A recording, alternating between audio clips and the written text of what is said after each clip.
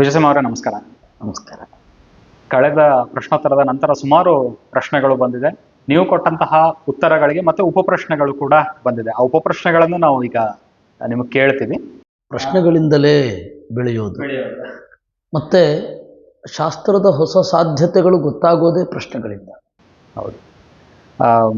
ಒಂದು ಪ್ರಶ್ನೆ ಬಂದಿರೋದು, ಮಠಗಳಲ್ಲಿ, ಮಂದಿರಗಳಲ್ಲಿ ಅಥವಾ ಮನೆಗಳಲ್ಲಿ ಪೂಜೆ ಆದಮೇಲೆ ಆರತಿ ಆದಮೇಲೆ, ದೇವರಿಗೆ ಮಂಗಳಾರತಿ ಆದಮೇಲೆ ಅದನ್ನು ಭಕ್ತರಿಗೆ ಯಾವಾಗ ತೆಗೆದುಕೊಂಡು ಬರ್ತಾರೆ, ಅವಾಗ ಆರತಿಯನ್ನ ಒಂದು ಕೈಯಲ್ಲಿ ತಗೊಂಡ್ರೆ ಕೆಲವರು ಬೈತಾರೆ, ಎರಡು ಕೈಯಲ್ಲಿ ತಗೊಂಡ್ರೆ ಇನ್ನು ಕೆಲವರು ಬೈತಾರೆ. ಒಂದು ಕೈಯಲ್ಲಿ ಆರತಿ ತಗೊಳ್ಬೇಕು, ಎರಡು ಕೈಯಲ್ಲಿ ಆರತಿ ತಗೊಳ್ಬೇಕು? ಇದರಲ್ಲೆಲ್ಲ ಶಾಸ್ತ್ರ ಇಲ್ಲ, ಅನುಸಂಧಾನ ಅಂತ ಒಂದು ಕಾನ್ಸೆಪ್ಟ್ ಇದೆ. ನಾವು ಏನಂತ ಚಿಂತನೆ ಮಾಡ್ತೇವೆ ಅಂತ. ನಮ್ಮ ಗುರುಗಳು ಎಡಗೈಯನ್ನು ಹೃದಯದ ಮೇಲೆ ಇಟ್ಟು ಬಲಗೈಯನ್ನು ಆರತಿಯ ಮೇಲೆ ಇಟ್ಟು, ಆ ದೀಪದ ಮೇಲೆ ಇಟ್ಟು ಅದನ್ನು ಕಣ್ಣಿಗೆ ಮುಟ್ಟಿಸಿಕೊಳ್ತಾ ಇದ್ದರು. ಅದು ಆ ದೀಪ ಅನ್ನೋದೇನಿದೆ ದೇವರನ್ನು ತೋರಿಸುವ ಶಾಸ್ತ್ರ ಅಂತ ಒಂದು ಚಿಂತನೆ.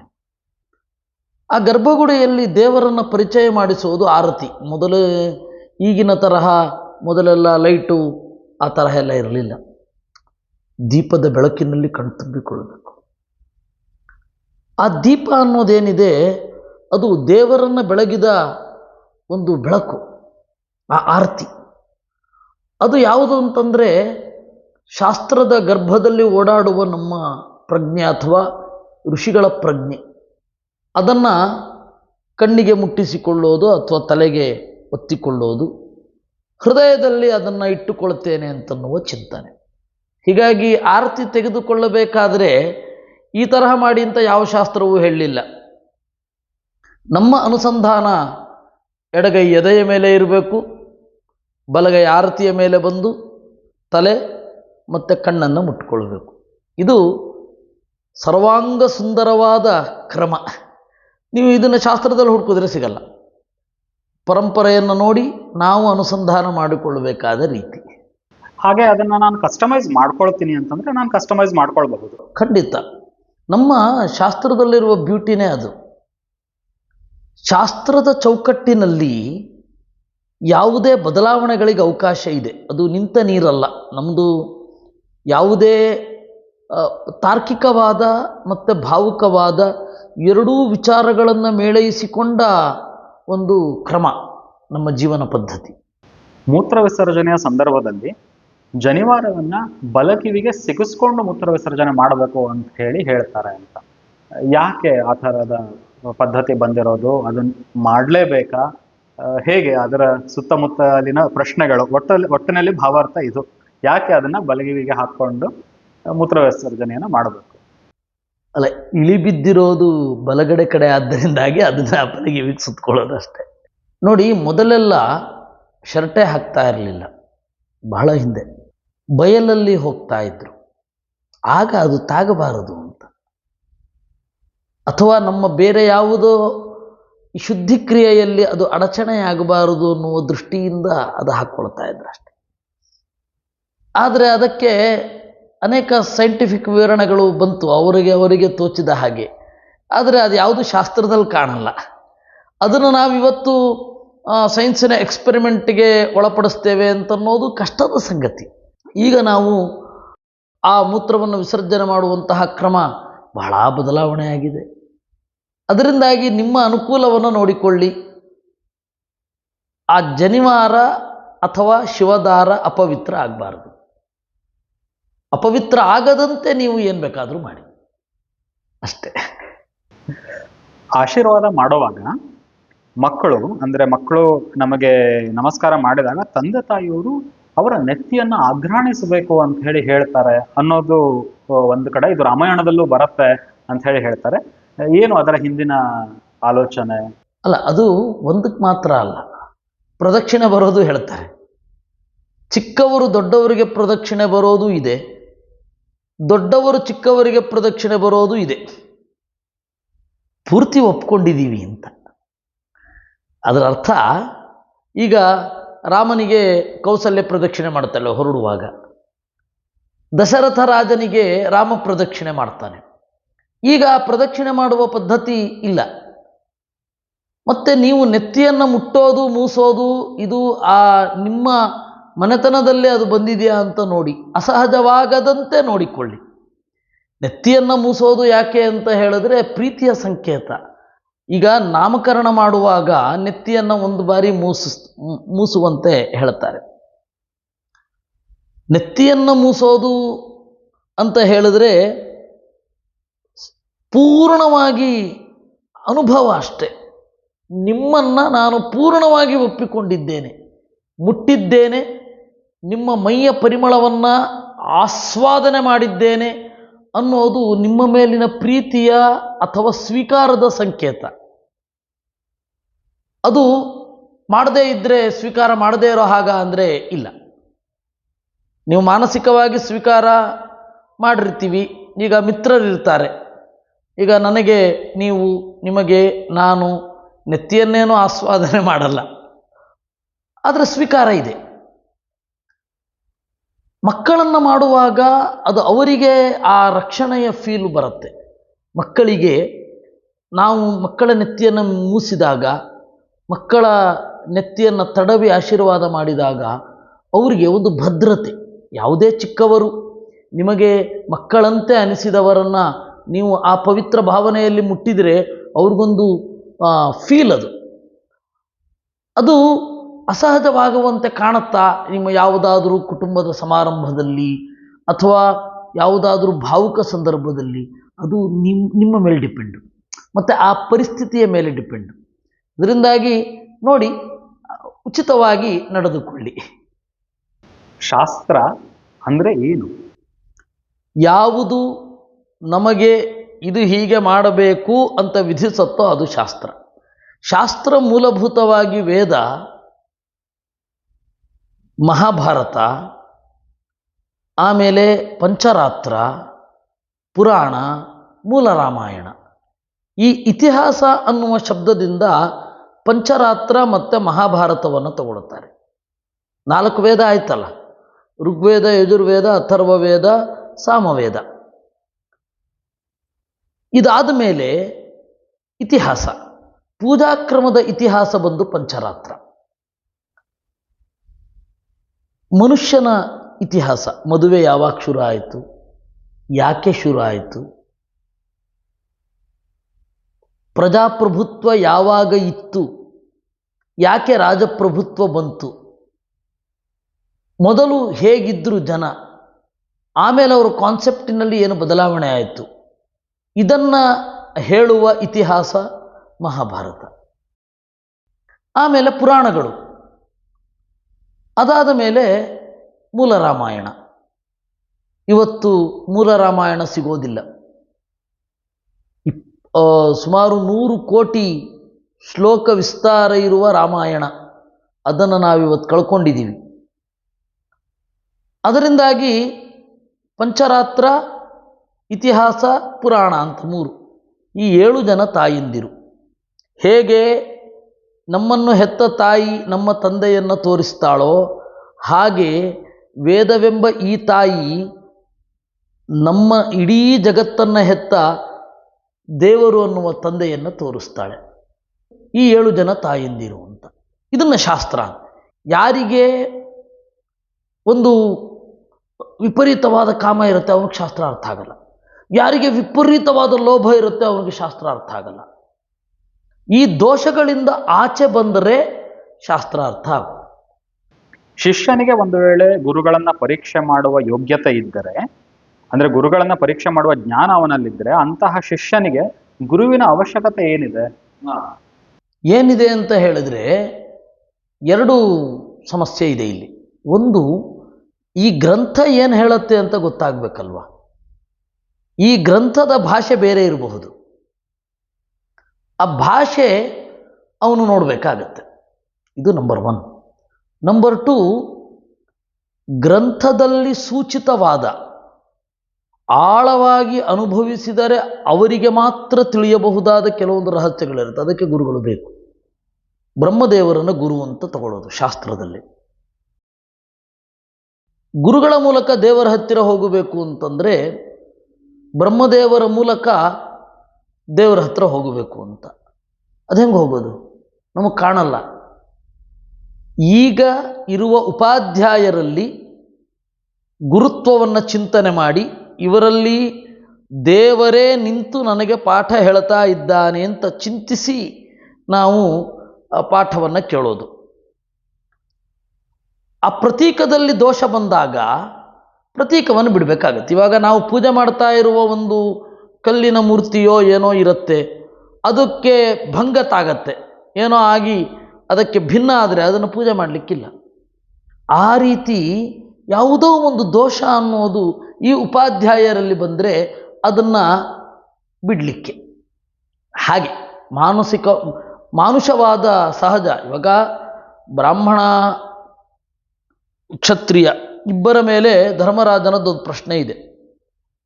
ಬ್ರಾಹ್ಮಣ ನಮ್ಮ ಥರನೇ ಕಾಮ ಇದೆ, ಕ್ರೋಧ ಇದೆ, ಅವನಿಗೂ ಕೂಡ ಮಲಮೂತ್ರಾದಿ ದೋಷಗಳಿದೆ, ಅವನನ್ನು ಹೇಗೆ ನಾವು ಒಪ್ಕೊಳ್ಳೋದು ಅಂತ ಧರ್ಮರಾಜ ಕೇಳ್ತಾನೆ. ಕ್ಷತ್ರಿಯ ನಮ್ಮ ರೀತಿಯೇ ಇದ್ದಾನೆ, ರಾಜ ಅಂತೀವಿ, ಅವನನ್ನು ಹೆಂಗೆ ಒಪ್ಕೊಳ್ಳೋದು? ಅದಕ್ಕೆ ಭೀಷ್ಮಾಚಾರ್ಯರು ಉತ್ತರ ಕೊಡ್ತಾರೆ, ಸ್ವಾಧ್ಯಾಯ ಯೇಷಾಂ ದೇವತ್ವಂ ಮಾನುಷ್ಯಂ ಯದತ್ವನ್ಯಥ. ತನ್ನ ಪಾಲಿನ ಅಧ್ಯಯನವನ್ನು ಮಾಡಿ ಯಾರು ಜ್ಞಾನಕ್ಕಾಗಿ ಮುಂದುವರಿತಾನೆ ಅದು ಬ್ರಾಹ್ಮಣನಲ್ಲಿ ದೇವತಾ ಸನ್ನಿಧಾನವನ್ನು ಕೊಡುತ್ತೆ, ದೇವರಾಗಲ್ಲ ಅವನು. ಸ್ವಾಧ್ಯಾಯ ಯೇಷಾಂ ದೇವತ್ವಂ ಮಾನುಷ್ಯಂ ಯದತ್ವನ್ಯಥ. ಉಳಿದಂತೆ ಎಲ್ಲ ಮನುಷ್ಯರೇ ತಾನೆ. ಸ್ತ್ರೀಯರಿಗೆ ಮದುವೆಯು ಉಪನಯನವಾದರೆ ಪುರುಷರಿಗೆ ಇದು ಎರಡನೇ ಉಪನಯನವೇ? ಹೌದು, ಖಂಡಿತ, ಅದರಲ್ಲೇನಿದೆ. ಯಾಕೆಂದರೆ ಒಬ್ಬ ಗೃಹಸ್ಥ ಎಷ್ಟು ಕಲಿತಾನೆ. ಉಪನಯನ ಆದಾಗ ಚಿಕ್ಕ ಹುಡುಗ ಆಗಿರ್ತಾನೆ, ಅವನು ಶಾಸ್ತ್ರವನ್ನು ಅರ್ಥ ಮಾಡಿಕೊಳ್ಳುವ ಬಗೆ ಎಲ್ಲ ಬೇರೆ ಥರ ಇರುತ್ತೆ. ಅವನಿಗೆ ಗಾರ್ಹಸ್ಥ್ಯದ ಸೊಬಗು ಸೊಗಸುಗಳು ಗೊತ್ತಿರೋದಿಲ್ಲ. ಮತ್ತು ಅದೊಂದು ಕರ್ತವ್ಯವೂ ಆಗತ್ತೆ. ನಮ್ಮನ್ನು ಪಡೆದು ನಮ್ಮ ತಂದೆ ತಾಯಿ ಈ ಜಗತ್ತಿಗೆ ಕೊಟ್ಟ ಹಾಗೆ, ನಮ್ಮನ್ನು ಒಳ್ಳೆಯ ದಾರಿಯಲ್ಲಿ ನಡೆಸಿದ ಹಾಗೆ, ನಾವು ಇನ್ನೊಂದು ಜೀವವನ್ನು ದೇಹದ ಮಾಧ್ಯಮದಲ್ಲಿ ತಂದು ಪೋಷಣೆ ಮಾಡಬೇಕು ಅಂತನ್ನುವ ಎಚ್ಚರ ಮೂಡುತ್ತೆ. ಅದರಿಂದಾಗಿ ಎರಡನೇ ಉಪನಯನ ಏನು ಕಲಿತಾನೇ ಇರ್ತೀವಿ. ಆದರೆ ಗೃಹಸ್ಥನಾಗಿ ಶಾಸ್ತ್ರಗಳನ್ನು ಕಲಿಯೋದಿದೆಯಲ್ಲ, ಅದು ಒಂದು ರೀತಿ ಹೇಳೋದಾದರೆ ಸನ್ಯಾಸಿಗಳಿಗಿಂತ ಮುಂದಿನ ಅಡ್ವಾನ್ಸ್ಡ್ ಸ್ಟಡೀಸ್. ಯಾಕೆಂದರೆ ಮಹಾಭಾರತ ಒಬ್ಬ ಗೃಹಸ್ಥನ ಕಥೆ. ರಾಮಾಯಣದಲ್ಲಿ ರಾಮ ಹಾಗೂ ಸೀತೆಯರ ಜಗಳ ಬರುತ್ತೆ. ಅದನ್ನು ಯಾವ ಸ್ವಾಮಿಗಳು ಹೇಳಲ್ಲ. ಯಾಕೆಂದರೆ ಸ್ವಾಮಿಗಳಿಗೆ, ಸನ್ಯಾಸಿಗಳಿಗೆ ಗಂಡ ಹೆಂಡಿರ ಜಗಳದ ಸ್ವಾರಸ್ಯವೇ ಗೊತ್ತಿರಲ್ಲ. ಅದರಿಂದಾಗಿ ಗೃಹಸ್ಥನಿಗೆ ಎರಡನೇ ಉಪನಯನ ಅಂದರೆ ಖಂಡಿತ ಅಧ್ಯಯನ ಮಾಡಲಿಕ್ಕೆ ಎಲ್ಲವೂ ಪೋಷಕವೇ, ಎರಡನೇ ಉಪನಯನವೇ. ಈ ನಮ್ಮ ಗುರುಗಳೊಂದು ಪದ್ಯ ಇದೆ, ಹೆಣ್ಣನ್ನು ಕಟ್ಟಿಕೊಂಡೇ ಹೆಣ್ಣು ವೇದಾಂತವಾಯಿತು, ವೇದಾಂತ ಹೆಣ್ಣಾಯಿತು ಅಂತ. ಅಂದರೆ ವೇದಾಂತ ಮತ್ತು ಹೆಣ್ಣು ಎರಡೂ ಕೂಡ ಒಂದು ರೀತಿಯಲ್ಲಿ ತೆರೆದರೂ ತೆರೆದುಕೊಳ್ಳದ ಹಾಗೆ, ಅರ್ಥವಾಗದಿದ್ದರೂ ಪ್ರೀತಿಯಿಂದ ಅಪ್ಪಿಕೊಂಡ ಹಾಗೆ ಅಂತ ಹೇಳಿ ಅವರ ಒಂದು ಚಿಂತನೆ. ಹಾಗೆ ಒಂದು ಹೆಣ್ಣು ವೇದಾಂತವನ್ನು ಕಲಿಸುವಷ್ಟು ಯಾರು ಕಲಿಸ್ಬೇಕು? Sir, can we perform Sandhya Vandana sitting on a chair and keeping a small table in front, as I can't sit on the ground for a long time? ಆಗತ್ತೆ. ಸಂಧ್ಯಾ ವಂದನೆಯ ಕಾನ್ಸೆಪ್ಟು ದೇವತಾ ವಂದನೆ, ದೇವತಾ ಸ್ಮರಣೆ. ಆದ್ದರಿಂದಾಗಿ ನಿಮ್ಮ ಆರೋಗ್ಯಕ್ಕೆ ಅನುಕೂಲವಾಗಿ ಹೇಗಿದೆಯೋ ಹಾಗೆ ಮಾಡಿ, ಏನೂ ತೊಂದರೆ ಇಲ್ಲ. ದೇವರು ನಿಮ್ಮದನ್ನು ತಗೊಳ್ತಾನೆ. ಮಾನ್ಯರಿಗೆ ಸಾದರ ಪ್ರಣಾಮಗಳು. ಇಂಥ ಧರ್ಮ ಸೂಕ್ಷ್ಮ ವಿಷಯಗಳ ಬಗ್ಗೆ ತಿಳಿಸಿಕೊಡುವ ಕಾರ್ಯ ಪ್ರಶಂಸನೀಯ. ಈಗ ನನ್ನದೊಂದು ಪ್ರಶ್ನೆ. ನಾನು ವಿದುರನಿದ್ದು ಸಾಲಿಗ್ರಾಮ ಪೂಜೆ ಮಾಡಬಹುದೇ? ನಾನು ವಿದುರನಿದ್ದು ಸಾಲಿಗ್ರಾಮ ಪೂಜೆ ಮಾಡಬಹುದೇ? ಮಾಡಬಹುದು. ನಮ್ಮ ಕರ್ತವ್ಯ ಅಷ್ಟೇ ಇದು. ನಿಮ್ಮ ವಂದನೆ ಏನಿದ್ರೂ ನಮ್ಮ ಗುರುಗಳಿಗೆ ಅವರನ್ನು ಪ್ರೇರಣೆ ಮಾಡಿದ ದೇವರಿಗೆ ಸಲ್ಲಿಸಬೇಕಾದದ್ದು. ಅದನ್ನು ನಾನೊಂದು ಪ್ರತೀಕವಾಗಿ ಅದನ್ನು ದೇವರಿಗೆ ಸಮರ್ಪಣೆ ಮಾಡ್ತೇನೆ. ಎರಡನೆಯದ್ದು ಮಾಡಬಹುದು, ವಿಧುರನಾಗಿದ್ದರೆ ಮಾಡಬಾರದು ಅಂತುಂಟೆ. ನೋಡಿ, ಇದ್ರ ಬಗ್ಗೆ ಬಂದಾಗ ನಾನೊಂದು ವಿಚಾರ ಹೇಳಬೇಕು. ನಮ್ಮ ಶಾಸ್ತ್ರದಲ್ಲಿ ವಿಧವೆಯರಿಗೆ ಮಾತ್ರ ಅಂತ ಅಂದ್ಕೊಂಡಿದ್ದಾರೆ. ಹಾಗಲ್ಲ, ವಿಧುರರಿಗೂ. ಅಲ್ಲಿ ನಿಷೇಧ ಇರೋದು ಶಾಂತಿಕರ್ಮ ಮತ್ತು ಪುಷ್ಟಿಕರ್ಮಗಳಲ್ಲಿ ತೊಡಗಬೇಡಿ ಅಂತ ಅಷ್ಟೇ ಇರೋದು. ಅವರೊಂದು ಸ್ವಲ್ಪ ಎಕ್ಸ್ಟ್ರೀಮ್ಗೆ ತೊಗೊಂಡು ಹೋದರು. ನಮ್ಮ ಹೆಣ್ಣು ಮಕ್ಕಳು, ಮಕ್ಕಳಾಗದೇ ಇರುವವರಿಗೆ ಮಕ್ಕಳು ಮುಟ್ಟಿಸಬಾರದು ಅಂತ ಏನೇನೋ. ವಸ್ತುತಃ ಅದರಲ್ಲಿ ಅರ್ಥ ಇಲ್ಲ, ಅದು ಅವರ ವೈಯಕ್ತಿಕವಾದ ದೋಷ. ವಿಧುರರಿಗೆ ಶಾಂತಿ ಇಲ್ಲ. ಶಾಂತಿ ಅಂದರೆ ಷಷ್ಠಿ ಶಾಂತಿ ಇತ್ಯಾದಿಗಳಿಲ್ಲ. ಪುಷ್ಟಿಕರ್ಮ ಇಲ್ಲ, ಬಲಗೊಳ್ಳೋದು ಇತ್ಯಾದಿಗಳು. ಯಾಕೆಂದರೆ ಜೊತೆಯಾಗಿ ಇರೋದಕ್ಕೆ ಎಲ್ಲವೂ ಕೂಡ. ನೀವು ಬಿಡಿಯಾಗಿ ಇದ್ದರೆ ಸನ್ಯಾಸಿಗಳ ಥರನೇ ಬದುಕಬೇಕು. ಯಾಗ ಮಾಡಲಿಕ್ಕಿಲ್ಲ, ಅಗ್ನಿಹೋತ್ರ ಇಲ್ಲ, ಆದರೆ ದೇವ್ರ ಪೂಜೆ ಇದೆ. ಸರಿ, ಯಾವುದಾದರೂ ಒಂದು ಶ್ಲೋಕ ಹೇಳಿದ ಬಳಿಕ ಆ ಶ್ಲೋಕವನ್ನು ಬರೆದ ಋಷಿಗಳು ಅಥವಾ ದೇವತೆಯ ಹೆಸರು ಹೇಳಿ ಆ ಶ್ಲೋಕ ಪೂರ್ಣವಾಯಿತು ಅಂತ ಹೇಳಬಾರದು. ಕೇವಲ ಕೃಷ್ಣಾರ್ಪಣ ಮಸ್ತು ಅಥವಾ ರುದ್ರಾರ್ಪಣ ಮಸ್ತು ಅಷ್ಟೇ ಹೇಳಬೇಕು, ಬಟ್ ಸಂಪೂರ್ಣಂ ಅಂತ ಹೇಳಬಾರ್ದು ಅಂತ ಹೇಳ್ತಾರೆ. ಅದು ಹೌದಾ, ನಿಜಾನ? ಇಲ್ಲ, ಹಂಗೆ ನಾನಂತೂ ಕೇಳಿಲ್ಲಪ್ಪ. ಋಷಿ ಛಂದಸ್ಸು ದೇವತೆಯನ್ನು ಮೊದಲು ನೆನಪಿಸಿಕೊಳ್ಳಬೇಕು, ಆಮೇಲೆ ಮುಗಿದ ಮೇಲೆ ಅರ್ಪಣೆ ಮಾಡಬೇಕು. ಅರ್ಪಣೆಯೇ ಪೂರ್ಣತೆ ಅಲ್ವಾ? ಸಂಪೂರ್ಣಂ ಅಂತ ಯಾಕೆ ಹೇಳಬಾರದು ಅಂತ ನನಗೆ ಗೊತ್ತಿಲ್ಲ. ನಾವಂತೂ ಸಂಪೂರ್ಣಂ ಅಂತ ಅನ್ನಲ್ಲ, ಬಂದಿಲ್ಲ. ಯಾರು ಅನ್ಬಾರದು ಅಂತ ಅಂದಿಲ್ಲ, ಬಂದಿಲ್ಲ. ಆದರೆ ಗ್ರಂಥವನ್ನು ನಾವು ಬರೆಯುವಾಗ ಸಂಪೂರ್ಣಂ ಅಂತಲೇ ಬರಿಬೇಕಾಗತ್ತೆ. ಅದು ಹೇಳಬೇಕಾದ್ರೆ ನಾನು ಅಧ್ಯಯನ ಇಲ್ಲಿಗೆ ಮುಗಿಸ್ಬಿಟ್ಟೆ ಅಂತ ಆಗಬಾರದು ಅಂತ ಇರ್ಬೋದೇನೋ. ಇಲ್ಲಿಗೆ ಮುಗೀತು ಅಧ್ಯಯನ, ಇಷ್ಟೇ ಅರ್ಥ ಇದಕ್ಕೆ ಅಂತ ಹೇಳಬಾರದು ಅಂತ ಇರಬಹುದೇನೋ. ಆದರೆ ಒಂದು ಅಂಶ, ನಾನು ಈ ವಿಷ್ಣು ಸಹಸ್ರನಾಮ ಸಂಪೂರ್ಣಂ ಅಂತ ಅನ್ನಲ್ಲ, ಯಾರೂ ಅನ್ನಲ್ಲ. ಅನೇನ ಪಠಿತೇನ ಅಥವಾ ಅನೇನ ಕೃತೇನ ಸಹಸ್ರನಾಮ ಪಾರಾಯಣೇನ ಕೃಷ್ಣ ಪ್ರಿಯತಾಂ, ಅಷ್ಟೇ. ಓಕೆ. 33 ಕೋಟಿ ದೇವತೆಗಳು ಯಾರು? ಅಲ್ಲ, ಇಲ್ಲಿ 33 ಕೋಟಿ ಅಂದರೆ ಬಗೆ ಅಂತ ಅರ್ಥ. 33 ವಿಧದ ದೇವತೆಗಳು, 33 ಕೋಟಿ ಅಂತ ಅರ್ಥ ಅಲ್ಲ. ಶಾಸ್ತ್ರಗಳೆಲ್ಲ ಹೇಳೋದು ನವಕೋಟ್ಯೋ ಹಿ ದೇವಾನಾಂ ಬ್ರಹ್ಮಣಿ ದ್ವೇ ಶತಾಧಿಕೆ, 9 ಕೋಟಿ ದೇವತೆಗಳಿದ್ದಾರೆ. ಹಾಗಾದ್ರೆ 33 ಕೋಟಿ ದೇವತೆಗಳು ಅಂತಿದ್ದೀರ, 33 ಬಗೆ ಅಂತ. ಏನದು 33 ಬಗೆ? ಸ್ಥೂಲವಾಗಿ ಹೇಳೋದಾದರೆ 8 ವಸುಗಳು, ಆಮೇಲೆ 12 ಜನ ಆದಿತ್ಯರು, 11 ಜನ ರುದ್ರರು, ಏಕಾದಶ ರುದ್ರರು, ಆಮೇಲೆ ವಾಯುದೇವ ಮತ್ತು ಬ್ರಹ್ಮ ಅಂತ. ಈ ತರಹದ್ದೊಂದು ಕ್ರಮ ಇದೆ. ಅದು ಉಪನಿಷತ್ತಿನಲ್ಲಿ ಇದೆ. ಅಲ್ಲಿಯೂ ಕೂಡ 33 ಕೋಟಿ ಅಂತಂದರೆ 33 ಬಗೆ ಅಂತಲೇ ಇಟ್ಕೊಳ್ಬೇಕು. ಬುಧಕೌಶಿಕ ಋಷಿ ಯಾರು? ಇವರು ವಿಶ್ವಾಮಿತ್ರರೇ ಅಥವಾ ವಾಲ್ಮೀಕಿಯೇ ಅಥವಾ ಬೇರೊಬ್ಬ ಋಷಿಯೇ? ನಮಗೆ ಸ್ಪಷ್ಟತೆ ಇಲ್ಲ. ವಿಶ್ವಾಮಿತ್ರರೇ ಇರಬೇಕು. ಬುಧಕೌಶಿಕ ಋಷಿಯ ಬಗ್ಗೆ ನಾನು ಕೇಳಿದ್ದೇನೆ ವಿನಃ ಎಲ್ಲಿಯೂ ಓದಿಲ್ಲ. ಅಂದರೆ ಪುರಾಣಗಳಲ್ಲಿ ಓದಿಲ್ಲ. ಮತ್ತೆ ಯಾವಾಗಾದರೂ ಓದಿದಾಗ ನನಗೇನಾದ್ರು ಅನಿಸಿದರೆ ನಿಮಗೆ ಹೇಳುತ್ತೇನೆ. ನನ್ನ ಈ ತನಕದ ಓದಿನ ಪ್ರಕಾರ ಕೌಶಿಕರು ಮತ್ತು ಬುಧಕೌಶಿಕರು ಒಂದೇ. ಏನಾದರೂ ಬೇರೆ ಇದ್ದರೆ ನಾನು ಇದೇ ವಾಹಿನಿಯ ಮೂಲಕ ಬಂದು ಹೇಳುತ್ತೇನೆ.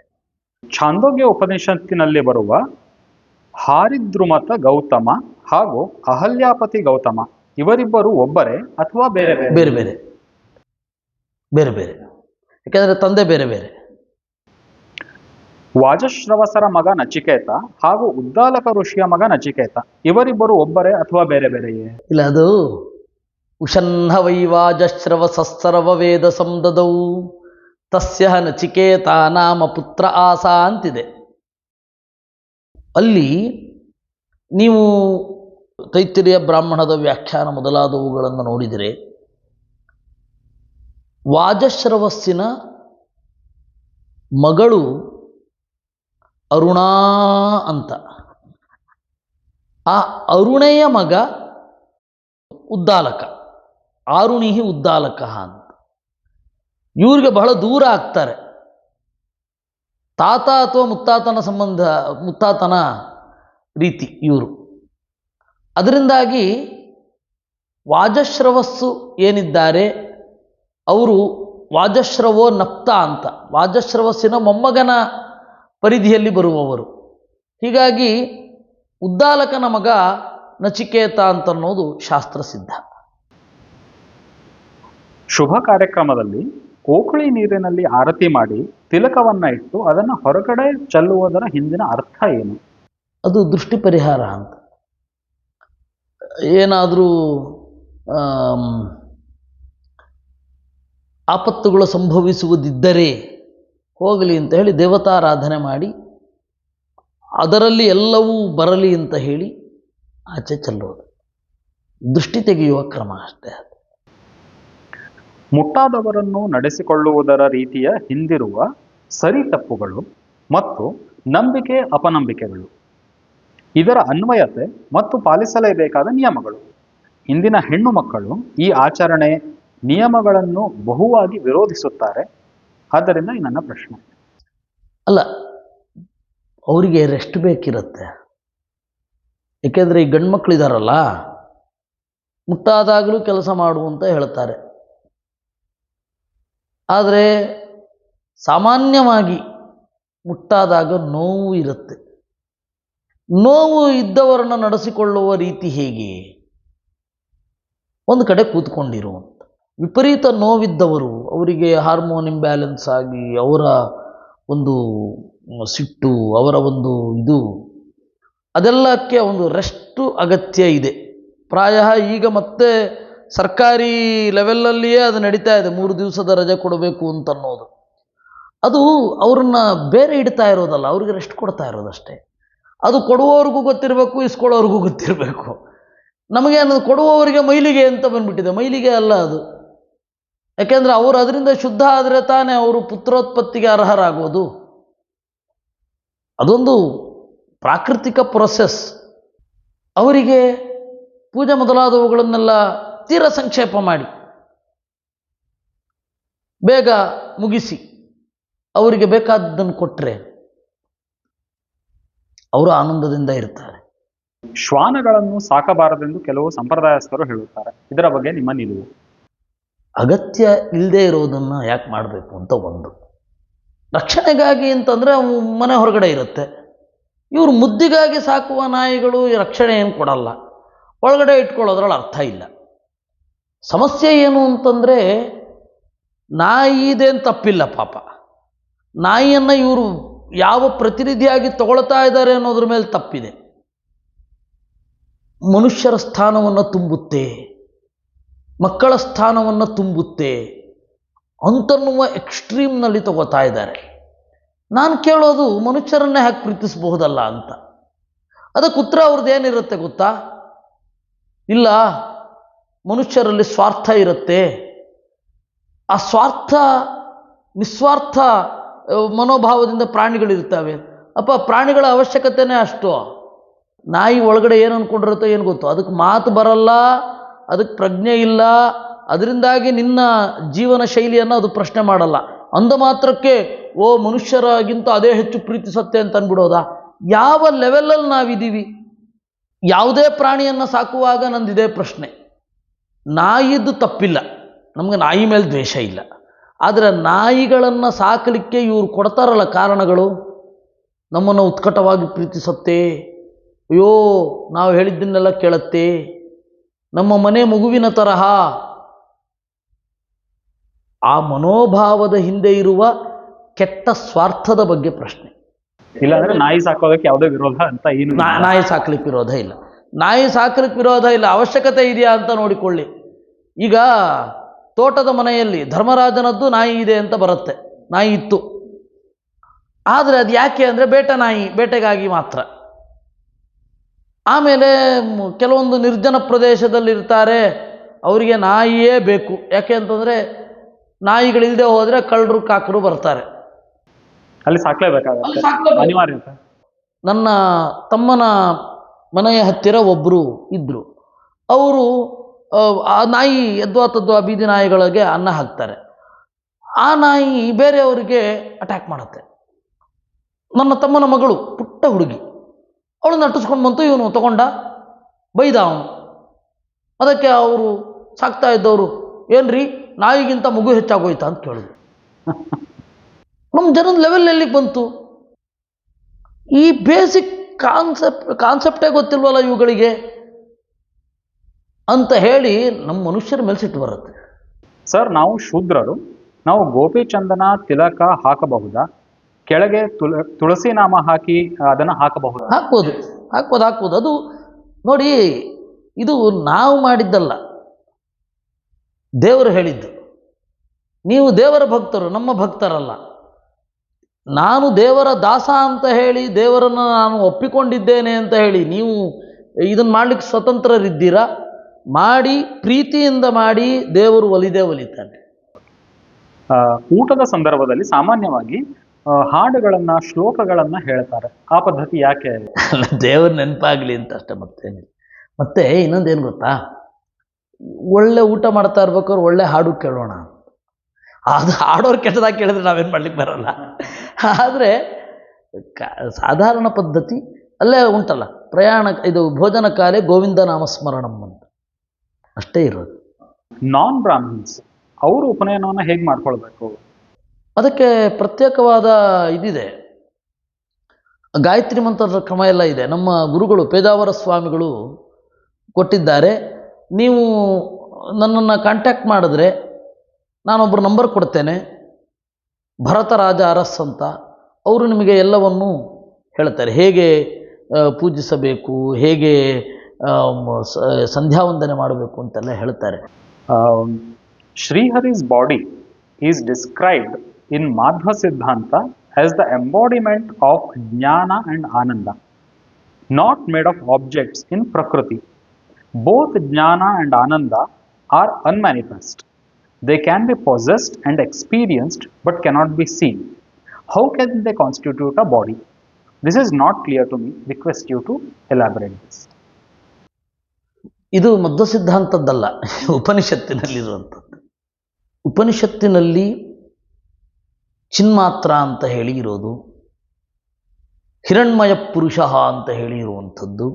ಅಲ್ಲಿ ಹಿರಣ್ಯ ಅಂದರೆ ಸುಖ, ಹಿರಣ್ಮಯ ಹಿರುಕ್ ಸುಖಂ ಹಿರಣ್ಯಂ ಸ್ಯಾತ್. ಹಿರಣ್ಮಯ ಅಂತ ಹೇಳಿದ್ರೆ ಆನಂದವೇ ಮೈವೆತ್ತು ಬಂದವ, ಚೇತೋಮುಖ ಅಂತ ಹೇಳಿ ಉಪನಿಷತ್ತು. ಹೀಗಾಗಿ ಇದು ಮಧ್ವ ಸಿದ್ಧಾಂತದ ಕಾನ್ಸೆಪ್ಟ್ ಅಲ್ಲ. ಮಧ್ವಾಚಾರ್ಯರು ಈ ವೇದವಾಕ್ಯವನ್ನು ಅವಲಂಬಿಸಿ ಅವರು embodiment of bliss and knowledge ಅಂತ ಹೇಳಿ ಅವರು ಹೇಳಿದ್ದು. ಪರ್ಸಾನಿಫಿಕೇಶನ್ ಆಫ್ ಕ್ವಾಲಿಟೀಸ್ ಅಂತ ಹೇಳಿದ್ದೇ ವಿನಃ ಮಧ್ವರದ್ದು ಸ್ವಂತ ಕೊಡುಗೆ ಅಲ್ಲ ಇದು. ಜ್ಞಾನ ಹಾಗೂ ಆನಂದ ನಮಗೆ ಇವತ್ತು ಸೂಕ್ಷ್ಮವಾಗಿ ಇದೆ. ಒಬ್ಬರ ಜ್ಞಾನ, ಒಬ್ಬರ ಆನಂದ ನಮಗೂ ಕೂಡ ಅದು ಶುದ್ಧವಾಗಿದ್ದರೆ ನಮಗೂ ಕೂಡ ಆ ಆನಂದದ ಅನುಭವ ಆಗುತ್ತೆ. ಅದೇ ದಟ್ಟವಾದರೆ ಯಾಕೆ ಆಕಾರವನ್ನು ಪಡೆದಿರಬಾರದು? ನಮಗೆ ಇವತ್ತು ಬಹಳ ಥಿನ್ನಾಗಿ ಇದೆ, ಅದರಲ್ಲಿ ಒಂದು ಉತ್ಕಟವಾದ ಒಂದು ಅಭಿವ್ಯಕ್ತಿ ಬಂತು ಅಂದರೆ ಯಾಕಾಗಬಾರ್ದು? ಆಗತ್ತೆ. ಹೌದು, ಗುಣವೇ ಮೈವೆತ್ತು ಬಂದದ್ದು ಅಂತನ್ನುವ ಬಗೆಗೆ ಇನ್ನಷ್ಟು ನಾವು ಮುಂದುವರಿಬೇಕಿದೆ, ನಾವು ಚಿಂತನೆ ಮಾಡಬೇಕಿದೆ. ಅದು ಕ್ರಮೇಣ ನಮ್ಮ ಅನುಭವ ಆಗತ್ತೆ. ಆಮೇಲೆ ಅಸ್ತ್ರ ಮತ್ತು ಶಸ್ತ್ರ ವ್ಯತ್ಯಾಸ ಏನು? ಶಸ್ತ್ರ ಅಂತ ಹೇಳಿದ್ರೆ ಮಂತ್ರದ ಸಹಾಯ ಇಲ್ಲದೆ ಹೊಡೆಯುವಂತಹ ಒಂದು ಕ್ರಮ.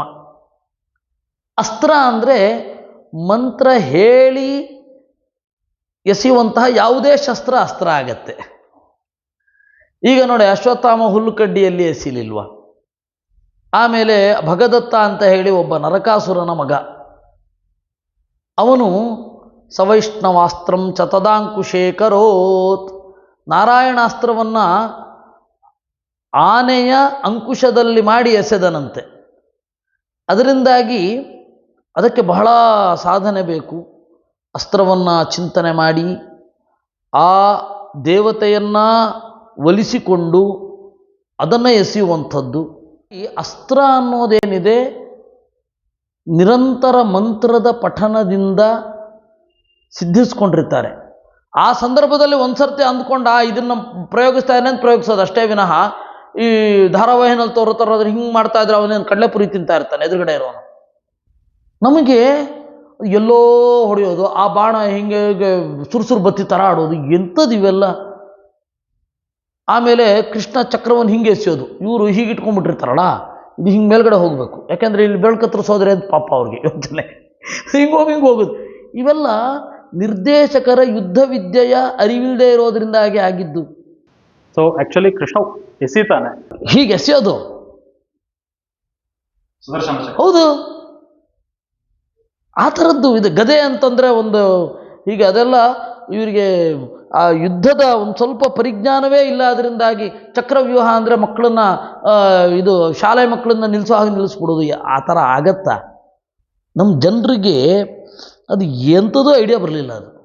ಸೊ ಅಸ್ತ್ರ ಅಂದರೆ ಆ ದೇವರ ಸ್ಮರಣೆ, ಆ ದೇವತೆಯ ಸ್ಮರಣೆ. ಓಕೆ, ಆ ಯಾವ ದೇವತೆ? ಸಾಧಾರಣವಾಗಿ ಒಂದು 1000 ಅಸ್ತ್ರಗಳಿದೆ. ಹೌದು, ಉಪಸಂಹಾರ ಅಸ್ತ್ರ ಇದೆ, ಪ್ರಯೋಗಾಸ್ತ್ರ ಇದೆ. ಅಹಿರ್ಬುಜ್ಞ ಸಂಹಿತೆಯಲ್ಲಿ ಅದರ ವಿವರಣೆ ಇದೆ. ಅದನ್ನು ಇವಾಗ ಯಾರು ಆ ಮಂತ್ರವನ್ನು ಯಾರು ಬಳಸಲ್ಲ, ಅದು ಬೇರೆ. ಸಾಧಾರಣ ಯಾವ ದೇವತೆಯನ್ನು ಜಾಸ್ತಿ ಅಸ್ತ್ರಕ್ಕಾಗಿ ಬಳಸ್ತಾ ಇದ್ರು? ಇಲ್ಲ, ಎಲ್ಲ ದೇವತೆಗಳನ್ನು ಬಳಸ್ತಾರೆ. ಎಲ್ಲ ಆಗ್ನೇಯಾಸ್ತ್ರ, ತ್ವಾಷ್ಟ್ರಾಸ್ತ್ರ, ಆಮೇಲೆ ಇಂದ್ರಾಸ್ತ್ರ ಎಲ್ಲ ಇದೆ. ಅದರಲ್ಲಿಯೂ ಹಲವಾರು ಬಗೆಗಳಿದೆ. ಸಂಮೋಹನಾಸ್ತ್ರ ಇದೆ, ಪ್ರೀತ ಇದೆ. ಈಗ ಅಗ್ನಿ ಅಸ್ತ್ರವನ್ನ ಅಂದ್ರೆ ಈಗ ಬಾಣದಲ್ಲಿ ಅಗ್ನಿಯನ್ನ ಆವಾಹನೆ ಮಾಡಿ ಅಸ್ತ್ರವನ್ನ ಪ್ರಯೋಗ ಮಾಡಿದ್ರೆ ಅದು ಬೆಂಕಿಯನ್ನ ಉಗುಳತ್ತಾ? ಬೆಂಕಿ ಉಗುಳೋದಲ್ಲ, ಅದು ಎಲ್ಲಿ ಚುಚ್ಕೊಳತ್ತಾ ಅಲ್ಲೆಲ್ಲ ಬೆಂಕಿ ಆಗುತ್ತೆ. ಮತ್ತೆ ಒಂದು ಅಸ್ತ್ರಕ್ಕೆ ಒಂದೇ ಬಾಣ ಅಲ್ಲ, ಒಂದು ಅಸ್ತ್ರದಲ್ಲೇ ಹಲವಾರು ಬಾಣಗಳನ್ನು ಪ್ರಯೋಗ ಮಾಡಬಹುದು. ಹಾಗೆಲ್ಲ ಇರುತ್ತೆ. ಮತ್ತೆ ಅದು ನಿರಂತರವಾಗಿ ಇರುತ್ತೆ. ಮತ್ತೆ ಬಿಲ್ಲು ಇದೆಯಲ್ಲ, ಅದು ಯಾವಾಗಲೂ ಕಟ್ಟಿ ಇರಲ್ಲ, ಅದು ಟೆನ್ಷನ್ ಹೊಟ್ಟೋಗುತ್ತೆ. ಅವಾಗ ಬಿಲ್ಲನ್ನು ಬಗ್ಗಿಸಿ ಎಳೆದು ಇದು ಮಾಡ್ಬೇಕು. ಆ ಟೆನ್ಷನ್ ಇರುವಾಗ ಬಾಣ ದೂರಕ್ಕೆ ಹೋಗುತ್ತೆ, ಆಮೇಲೆ ಮತ್ತೆ ರಿಲೀಸ್ ಮಾಡಿ. ಹೌದು ಸಹಜ ಅವೆಲ್ಲ. ಇದು ಯಾವುದು ಗೊತ್ತಿಲ್ಲ ನಮ್ಮ ನಿರ್ದೇಶಕರಿಗೆ, ನಮ್ಮ ಜನರಿಗೂ ಯಾವುದು ಗೊತ್ತಾಗ್ಲಿಲ್ಲ. ಅದು ಎಂಥದೋ ಏನೋ ಅನ್ಕೊಂಡು ಹೋಗ್ತಾ ಇರ್ತಾರೆ. ಮತ್ತೆ ಈ ಕವಿಗಳಿದ್ದಾರಲ್ಲ, ಅವರು ಏನೇನೋ ಕಥೆಯನ್ನು ಹಾಕೋದು ಅವ್ರಿಗೆ ಬೇಕಾದ ಹಾಗೆ. ಅದನ್ನು ಇವರು ಸತ್ಯ ಅಂತ ಅನ್ಕೊಳ್ಳೋದು, ಆರ್ಗ್ಯೂ ಮಾಡ್ಲಿಕ್ಕೆ ಬರ್ತಾರೆ. ಏನು ಕುಮಾರವ್ಯಾಸ ದಡ್ಡನ ಆಗಾದ್ರೆ ಅಂತ? ದಡ್ಡ ಅಲ್ಲ, ಅವ್ನಿಗೆ ಬೇಕಾದಾಗ ಮಾಡ್ಕೊಂಡಿರೋದು. ಭೈರಪ್ಪನವರು ಉತ್ತರಕಾಂಡವನ್ನು ಅವರು ದೃಷ್ಟಿಯಲ್ಲಿ ನೋಡಿದ್ದು. ನೋಡಿ, ಉತ್ತರಕಾಂಡ ಇದೆಯಲ್ಲ, ಅದು ಯಾವ ದೃಷ್ಟಿಯಲ್ಲಿ ಯಶಸ್ವಿ ಅಂತ ಹೇಳ್ತೀರ ನೀವು? ಸಾಕ್ಷಿಯ ಮಂಜಯ್ಯನ ಪಾತ್ರನೇ ರಾವಣನಿಗೂ ಮಂಜಯ್ಯನಿಗೂ ಏನು ಡಿಫ್ರೆನ್ಸೇ ಕಾಣಲಿಲ್ಲ ನಮಗೆ. ಆ ಸಾಕ್ಷಿಯಲ್ಲಿರುವ ಸತ್ಯನಾರಾಯಣ ಅಂತ ಒಂದು ಪಾತ್ರ, ಸತ್ಯವನ್ನು ಹೇಳಿ ಮತ್ತೆ ಸತ್ಯನಿಷ್ಠನಾಗಿದ್ದು ಸುಳ್ಳು ಹೇಳಿ ಆತ್ಮಹತ್ಯೆ ಮಾಡಿಕೊಳ್ಳುವ ಪಾತ್ರ, ಅದೇ ಥರ ರಾಮನನ್ನು ಕಾಣ್ತಾರವರು.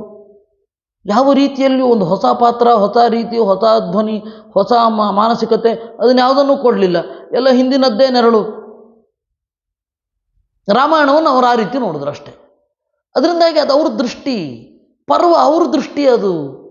ಅದಕ್ಕೆ ಅದೇನು ಸತ್ಯವಾದ ಥರ ಕಾಣ್ತಾ ಇದೆ ಅಂತಂದ್ರೆ ಏನು ಭೀಕರ ಅಲ್ಲ. ನೀವು ಮೂಲ ಓದಿ, ಮೂಲದಲ್ಲಂತೂ ಹಾಗಿಲ್ವಾ? ವೇದವ್ಯಾಸರ ಭಾರತದಲ್ಲಿ ಹಾಗಿಲ್ವಾ? ಮತ್ತು ಅವ್ರ ಭ್ರಮೆಗಳು ಬೇರೆ. ಯಾರು ವಯಸ್ಸಿನ ಡಿಸ್ಕ್ರೈಬೇ ಮಾಡಲಿಲ್ಲ ಅಂತ ಯಾರು ಹೇಳಿದ್ದು? ಆದಿಪರ್ವದಲ್ಲಿ 135ನೇ ಅಧ್ಯಾಯದಲ್ಲಿ ಯಾರ್ಯಾರ ವಯಸ್ಸು ಯಾವ ಯಾವ ಕಾಲಕ್ಕೆ ಎಷ್ಟೆಷ್ಟಿತ್ತು ಅಂತ ಹೇಳ್ತಾರೆ. ಇವಾಗ ನೋಡಿ, ಸಂಸ್ಕಾರ ಇದೆ ಅನಂತಮೂರ್ತಿಯದ್ದು. ಅದರಲ್ಲಿ ಅದು ಯಾವ ಇನ್ಫ್ಲೂಯೆನ್ಸಿನಿಂದ ಬಂದದ್ದು ಅಂತ ಹೇಳಿ ಎಲ್ಲರಿಗೂ ಗೊತ್ತು, ವೆಸ್ಟರ್ನ್. ಅದರಲ್ಲಿ ಇರೋ ಸಮಸ್ಯೆ ಏನು ಅಂದರೆ, ಒಬ್ಬ ತೀರಾ ಕೆಟ್ಟ ನಡತೆಯವನು ಸತ್ತು ಹೋದರೆ ಏನು ಮಾಡೋದು? ನ್ಯಾಯಸುಧಾ ತೆಗೆದು ಓದಿದ್ರು. ನ್ಯಾಯಸುಧಾಕ್ಕೂ ಅದಕ್ಕೂ ಸಂಬಂಧವೇ ಇಲ್ಲ. ಮತ್ತು ಧರ್ಮಶಾಸ್ತ್ರದ ಆರಂಭದಲ್ಲಿ ಅತ್ಯಂತ ಅಧರ್ಮಿಷ್ಠನನ್ನು ಸುಮ್ಮನೆ ಸುಟ್ಟು ಬಂದ್ಬಿಡ್ರಿ ಮಂತ್ರ ಇಲ್ಲದೆ ಅಂತೇಳಿ ಆರಂಭದಲ್ಲೇ ಉಂಟು ಧರ್ಮಶಾಸ್ತ್ರದಲ್ಲಿ. ಪೂಜ್ಯಾಯ ರಾಘವೇಂದ್ರಾಯ ಸತ್ಯಧರ್ಮ ರಥಾಯಚ, ಅದರ ಪೂರ್ಣ ಶ್ಲೋಕ ಏನಿದೆ ಮತ್ತು ಅದರ ಅರ್ಥ? ಪೂಜ್ಯಾಯ ರಾಘವೇಂದ್ರಾಯ ಸತ್ಯಧರ್ಮ ರಥಾಯಚ ಭಜತಾಂ ಕಲ್ಪವೃಕ್ಷಾಯ ನಮತಾಂ ಕಾಮಧೇನವೇ ದುರ್ವಾದಿಧ್ವಾಂತರವಯೇ ಸಜ್ಜನೇಂದೀ ವರೇಂದವೇ ಶ್ರೀ ರಾಘವೇಂದ್ರ ಗುರವೇ ನಮಃ ಅತ್ಯಂತ ದಯಾಳವೇ. ಇದು ಪೂರ್ತಿ ಶ್ಲೋಕ. ಪೂಜ್ಯಾಯ ನಮ್ಮ ಗೌರವಕ್ಕೆ ಅರ್ಹರಾದ ರಾಘವೇಂದ್ರಾಯ ರಾಮನನ್ನ ಒಡೆಯನಾಗಿ ಹೊಂದಿರುವ ರಾಘವೇಂದ್ರಾಯ ಸತ್ಯ ಧರ್ಮ ರಥಾಯ ಚ. ಸತ್ಯ ಅಂತ ಹೇಳಿದ್ರೆ ಬ್ರಹ್ಮಸೂತ್ರ ಅಂತ, ಯಾಕಂದರೆ ಧರ್ಮದಲ್ಲಿ ಎಲ್ಲ ಸತ್ಯ ಬಂದ್ಬಿಡುತ್ತೆ. ಸತ್ಯ ಅಹಿಂಸೆ ಮೊದಲಾದವುಗಳ ಪ್ಯಾಕೇಜೇ ಧರ್ಮ ಅಂದಾಗ ಸತ್ಯ ಅಂದರೆ ಬ್ರಹ್ಮಸೂತ್ರ. ರಾಯರಿಗೆ ಬಹಳ ಇಷ್ಟವಾದದ್ದು ಬ್ರಹ್ಮಸೂತ್ರ. ಹೀಗಾಗಿ ಸತ್ಯ ಅಂದರೆ ಬ್ರಹ್ಮಸೂತ್ರ. ಸತ್ಯ ಅಂದರೆ ಬ್ರಹ್ಮಸೂತ್ರ ಯಾಕೆ ಅಂತ ಹೇಳಿ ಅವರೇ ಹೇಳ್ತಾರೆ. ಅದು ಇದು ತಲವಕಾರ ಖಂಡಾರ್ಥ ರಾಘವೇಂದ್ರ ಸ್ವಾಮಿಗಳು ಬರೆದದ್ದು. ರಾಘವೇಂದ್ರ ಸ್ವಾಮಿಗಳು ತಲವಕಾರೋಪನಿಷತ್ತಿನ ಖಂಡದ ಅರ್ಥವನ್ನು ಬರೆದಿದ್ದಾರೆ. ಅಲ್ಲಿ ಸತ್ಯ ಅನ್ನೋದಕ್ಕೆ ಬ್ರಹ್ಮಸೂತ್ರ ಅಂತ ಅರ್ಥ ಹೇಳಿದ್ದಾರೆ. ಸತ್ಯ ಬ್ರಹ್ಮಸೂತ್ರದಲ್ಲಿ ರಥರಾದವರು ರಾಯರು, ಧರ್ಮದಲ್ಲಿ ರಥರಾದವರು. ಸತ್ಯ ಧರ್ಮ ರಥಾಯಚ ಭಜತಾಂ ಕಲ್ಪವೃಕ್ಷಾಯ. ಅವರನ್ನು ಹೊಂದುವವರಿಗೆ ಬೇಡಿದ್ದನ್ನು ನೀಡುವವರು. ನಮತಾಂ ಕಾಮಧೇನುವೆ, ಬಾಗಿದವರಿಗೆ ಬೇಡಿದ್ದನ್ನು ನೀಡುವವರು. ದುರ್ವಾದಿಧ್ವಾಂತರವಯೇ, ಕೆಟ್ಟದ್ದನ್ನು ಕೆಟ್ಟ ಸಿದ್ಧಾಂತವನ್ನು ಹೇಳುವವರಿಗೆ, ಆ ಕತ್ತಲಿಗೆ, ಕೆಟ್ಟ ವಾದಗಳ ಕತ್ತಲಿಗೆ ಸೂರ್ಯನಂತೆ ಇರುವವರು. ದುರ್ವಾದಿಧ್ವಾಂತರವಯೇ. ರಾಘವೇಂದ್ರ ಸ್ವಾಮಿಗಳು ಬಹಳ ವಾಕ್ಯಾರ್ಥಗಳಲ್ಲಿ ಭಾಗವಹಿಸಿದವರು. ಬಹಳ ಜನರನ್ನು ತಗೊಂಡು ಅದರ ಮತದ ಸಾರಾಸಾರವನ್ನು ವಿಮರ್ಶೆ ಮಾಡ್ತಾರೆ ಅವರ ಗ್ರಂಥದಲ್ಲಿ. ಯಾರು ಸಜ್ಜನರಿರ್ತಾರೆ ಅವರು ಎಂಬ ಇಂದೀವರ ನೈದಿಲೆಗೆ ಚಂದ್ರನಂತೆ ಇರುವವರು, ಕತ್ತಲಿಗೆ ಸೂರ್ಯನಂತೆ ಇರುವವರು, ಸಜ್ಜನರೆಂಬ ನೈದಿಲೆಗೆ ಚಂದ್ರನಂತೆ ಇರುವವರು, ಅವರಿಗೆ ನಮ್ಮ ನಮಸ್ಕಾರ. ಪೂರ್ತಿ ಅದು ಶ್ಲೋಕ. Why don't we have women swaminis in ತ್ರಿಮತಸ್ಥ ಸಂಪ್ರದಾಯಸ್? ಮೊದಲು ಇರ್ತಿದ್ರು, ಬ್ರಹ್ಮವಾದಿನಿಯರೆಲ್ಲ ಇರ್ತಾ ಇದ್ರು. ಇವತ್ತಿನ ಸಮಾಜ ಅಷ್ಟು ಪ್ರಬುದ್ಧವಾಗಿ ಇಲ್ಲ. It is not matured enough. That's why we don't have women Swamiji in our 3 ಸಂಪ್ರದಾಯಸ್. ಆದರೆ ಎಷ್ಟೋ ಜನ ಹಾಗೆ ಇದ್ದಾರೆ. ಆ ತರಹ ಶಾಸ್ತ್ರವನ್ನು ಚೆನ್ನಾಗಿ ಓದಿ ಆ ಥರ ಸ್ಕಾಲರ್ಸ್ ಆಗಿರುವ ಹೆಣ್ಣು ಮಕ್ಕಳಿದ್ದಾರೆ. ಮದುವೆ ಆಗದವರೂ ಇದ್ದಾರೆ, ಮದುವೆ ಆಗದೆ ಹಾಗೇ ಇರುವವರು ಇದ್ದಾರೆ. ಜಿ ಕೆ ಗೋವಿಂದರಾವ್ ಅವರ ಅಕ್ಕ ಒಬ್ಬರು ಅತ್ಯಂತ, ಅವರು ಮದುವೆ ಆಗಲಿಲ್ಲ, ಅತ್ಯಂತ ವಿದುಷಿ, ಶಾಸ್ತ್ರದಲ್ಲಿ ಆಳವಾಗಿ, ಅವ್ರ ಮುಂದೆ ಮಾತನಾಡಲಿಕ್ಕೆ ವಿದ್ವಾಂಸರಿಗೆ ಹೆದರಿಕೆ ಆಗ್ತಾಯಿತ್ತು.